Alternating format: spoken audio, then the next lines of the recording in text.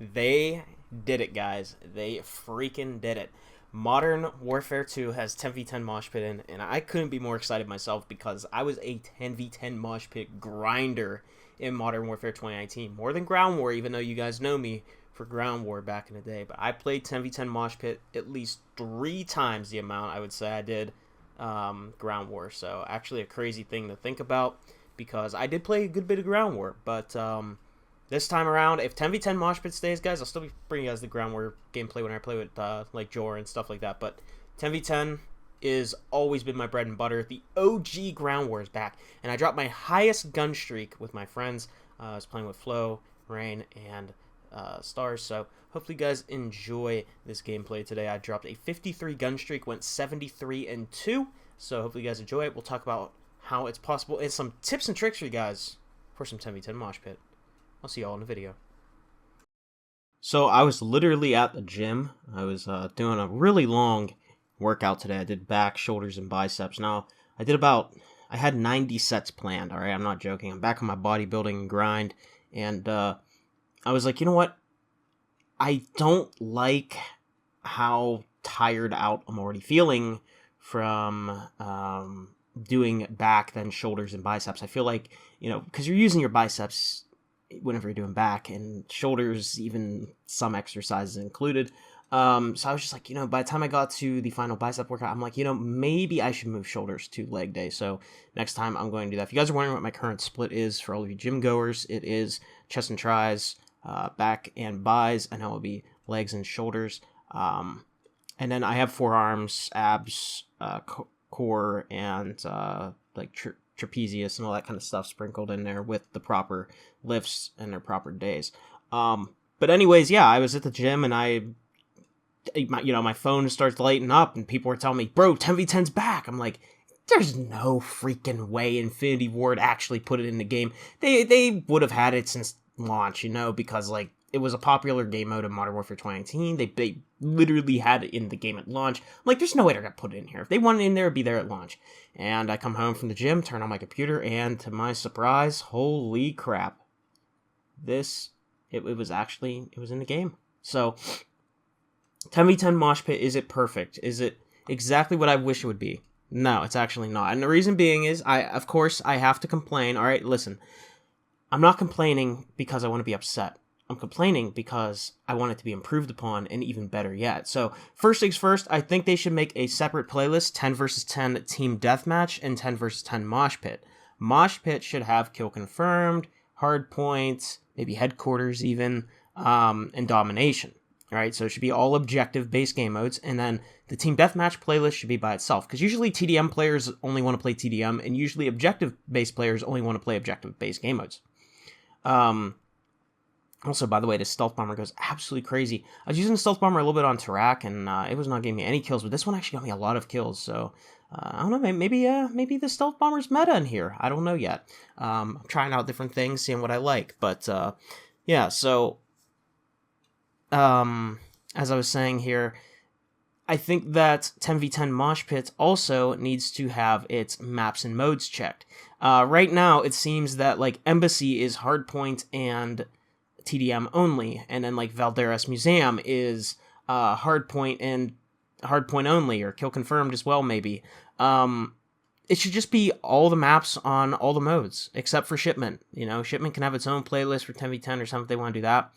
Same thing with Shoot House. I don't think Shoot House plays well on 10v10 at all. Team Deathmatch is in there for Shoot House, and it plays really... But I think they need to add Farm 18 and Greenberg Hotel as well. I think those maps would be perfectly fine. Same thing with Fortress. I don't see why Fortress is not in here as well. So those are the missing maps and modes. But yeah, I think Domination, Kill Confirmed, Headquarters, and Hardpoint should be the Mosh Pit playlist, and I think it should be on all of the maps except for Shipment and Shoot House. So I don't see why, again, we're limiting what maps and modes are, what, but again, I think it would be so much more fun to have a variety of experiences, and that being all of those different modes on all those different maps. Other than that, man, 10v10 it's perfect. Other than that, I think it is perfect. I'm absolutely loving it. I had so much fun playing it tonight, and I feel that it might, eventually I might get a little bit tired of playing, like I said, the TDM and hardpoint only on certain maps, or DOM only on certain maps. It might get a little bit annoying, but other than that, it plays perfect. I absolutely love it, and I cannot believe they brought it to the game, and I hope it is going to be a permanent game mode, because in my opinion, this is what Modern Warfare 2 needed. If people were wanting a slower, more tactical, methodical experience, they can go ahead and play 6v6. Ground War is its own kind of thing. It's a mix between Battlefield and Call of Duty, and it's mostly just Call of Duty with tanks and a big map. I wouldn't even say it's anything close to Battlefield because there's no attrition system. And then you have 10v10 Mosh Pit, which is basically a more chaotic, fun experience on the normal maps.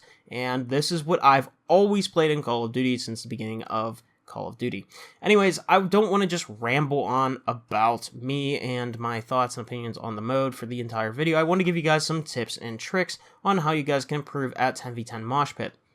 So, you're going to want to use weapons that have the ability to take on multiple enemies at once with ease. You don't want to be using weapons that are maybe a little bit harder to take on multiple enemies at once. So you guys are seeing here I have the M4 on, and the M4 is a great gun to take on multiple enemies. So it's something like a Vaznev, an AK-74U, Scar, it's called a TAC-56 in this game, the TAC-V. Basically a pretty good controllable weapon that has a decent mag size, 30 plus, and it also has good, consistent recoil. You don't want to be using something that's going to be hard to control. And the reason for this is because in 10v10 Mosh Pit, you are going to be taking on multiple people at the same time in a lot of the scenarios. Now, you can position yourself, as you guys are seeing. I am positioning myself in order to have less enemies lining up at once for me, or, taking me on from multiple angles. So be careful on how I am approaching my targets here and the way that I'm positioning myself on the map, because positioning is even more key whenever it comes to survivability in 10v10 Mosh Pit. Now, the best kill streaks you can run in 10v10 Mosh Pit is pretty much the same as Ground War, okay? And we talked about this in the recent video. UAV, counter UAV, VTOL jet, stealth bomber, chopper gunner, gunship, advanced UAV. These are going to be your best kill streaks. Now, you can, on some maps, maybe like Embassy, if you really want to, you can run the cluster mine. I was kind of trolling with that. That was kind of funny. I kept putting in orange, and people just kept tripping it all game, and I was just laughing my ass off the entire time, because you'd have people rotating hard points like it's a scrim, and they just die to a cluster mine, and I'm just sitting there laughing my way, all the way. And yeah, so you can play around with whatever streaks you want. Again, I always preach this. Play with streaks you can earn consistently. That's how you're going to have the most fun with getting your kill streaks and getting a lot more kills, as well as, winning more games, because streaks do have a massive impact on whether or not you're going to win the game. But as you guys can see, my radar basically all game is just lit up from an advanced UAV, and this is one of the benefits of playing in a party with friends that is, able to get advanced UAVs. And you basically just snowball them all game long. And this is basically like Black Ops 1 Ground War, back in the day, 9v9, and how it used to play back then.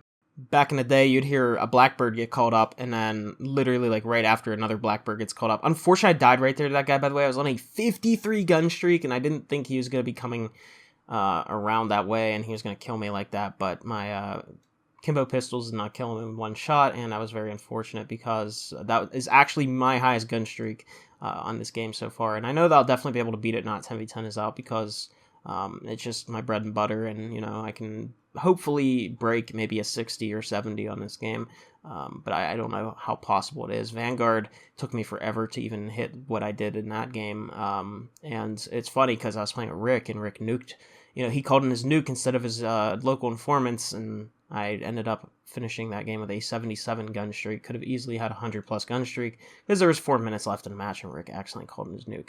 Rick! Anyways, but yeah, so 10v10 Mosh Pit, it's really just all about the chaos, controlling the chaos. It's about trying to find spots on the map so you could post up, position, and be able to take on multiple targets at once, especially around the way the spawns work. This is how the squad spawn system feels like it should have been utilized, is with a lot of players. In my opinion, the squad spawn system doesn't really work all that well in 6v6. compared to how a normal traditional like side versus side front lines kind of thing would work, where it used to be like that in literally every single COD up until Modern Warfare 2019.